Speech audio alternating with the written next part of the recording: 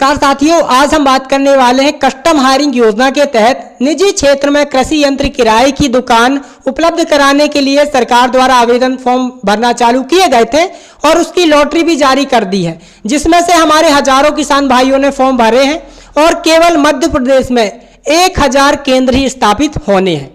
अब 1000 का हो जाएगा, लेकिन बाकी का क्या होगा? क्या उनका दस्तावेज सत्यापन नहीं होगा? बहुत सारे किसान भाइयों का ये सवाल है। तो हम किसी एक जिले का आपको बता दे रहे हैं कि आपको कैसे चेक करना है, आपके जिले में कितनी सीटें हैं, आपका कितने नंबर पे नाम आया है। यदि आपका 1 नंबर से लेके 700 नंबर तक में यदि आपका नाम है तो वीडियो को अंत तक जरूर देखिएगा।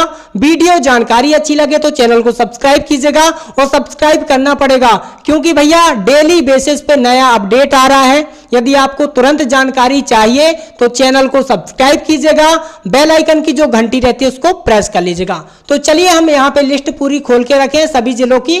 तो हम किसी एक जिले का आपको बता दे रहे हैं। जैसे आगर जिले में सामान्य श्रेणी के 210 प्राथमिक सूची में किसानों का नाम आ गया।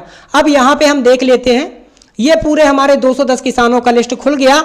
अब इनमें से किनको दस्तावेज सत्यापन कराना है, किसानों को यही जानकारी नहीं है। तो किसान भाइयों चलिए मैं आपको पहले लिस्ट दिखा देता हूं। 210 किसानों का चयन हुआ है सामान्य वर्ग में, आप अपनी कैटेगरी वाइज कैलकुलेट कर लेना। अब हमने ये लिस्ट खोली आगर जिले की। सामान्य वर्ग के केवल 13 किसानों को लाभान्वित किया जाना है, और ST SC की जो है 3-3 किसानों को, किसान संगठन कोई है तो 1 किसान को इसमें लाभान्वित किया जाना है। यानी आगर जिले में कुल 20 केंद्र स्थापित होने का लक्ष्य रखा गया है। अब देखिए, यदि आप इसको देखना चाहें तो आगर जिले में 210 हो गया सामान्य का, SC वर्ग का हो गया 19, ST का 8, और कुल जो है स्थापित होने हैं 20 केंद्र। अब बाकी किसानों का क्या होगा? तो किसान भाइयों एक बात का आपको विशेष रूप से ध्यान रखना है। जैसे आगर जिले में सामान्य वर्ग का है तो आपको यहाँ पे कितनी सीटें हैं, यहाँ पे आपको देखना पड़ेगा। आगर जिला 13, सामान्य की 13 सीटें हैं। तो यहाँ पे पहले सबसे पहले विभाग द्वारा 13 नंबर तक के किसानों का सत्यापन कराया जाएगा। बाकी 14 नंबर को कब बुलाया जाएगा? जब आपका जो सत्यापन है 1 number, 2 number, 3 number, 4 number, 5 number, हर एक जितने नंबर के किसान है सीरियल वाइज प्राथमिकता मिली है, इनका दस्तावेज सत्यापन नहीं हो पाता क्योंकि बहुत सारे किसान बंधु फॉर्म तो भर दिए, दस्तावेज में त्रुटि आ गई, इनका फॉर्म रिजेक्ट हो जाएगा और फिर 14 वाले नंबर का, ये 14 नंबर का जो भी किसान है इसको मौका दिया जाएगा। ऐसे यदि 2 नंबर वाले का रिजेक्ट हो गया तो भैया 15 नंबर को मिल जाएगा। अब ये सवाइले रिजेक्ट हो गए तो आपको जितने सीरियल वाइज से नंबर मिलता जाएगा। हर एक जिले का यही सिस्टम है। अब हम बात कर लेते हैं DD कब रिफंड होगी। मान लीजिए 30 किसानों का रिजेक्ट हो गया, 30 को मौका मिल गया, लेकिन 200 किसानों ने फॉर्म भरा, सबको तो मिल नहीं सकता।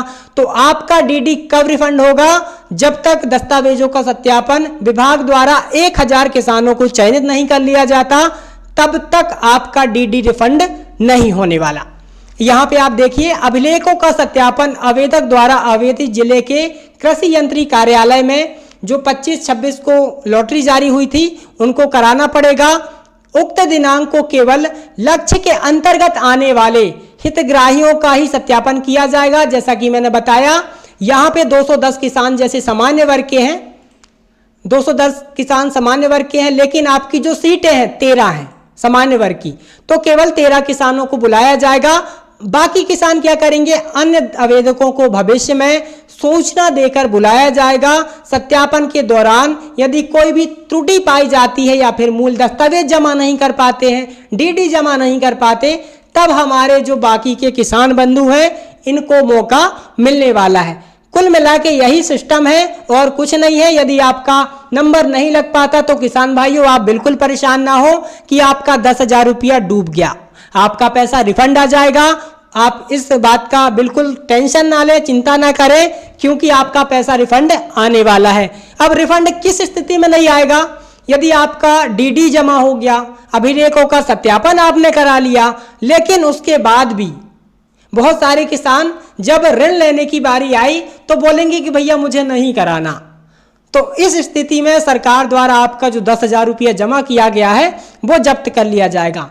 बस यही सिस्टम है, यही मैं आपको समझाना चाहता था। यदि आपको वीडियो अच्छी लगी तो भैया कमेंट करना और अधिक से अधिक किसान भाइयों तक शेयर करना। चैनल को सब्सक्राइब कर लेना। खेती बाड़ी की कोई भी जानकारी आती है, ज्यादातर हम सब्सिडी योजनाओं की जानकारी दे देते हैं और कहीं कहीं यदि सरकार द्वारा पैसा डाला जाता है किसानों के खाते में तो वो जानकारी भी हम आपको पहुंचा देते हैं। हमारे YouTube चैनल का नाम ही है MP किसान मित्र।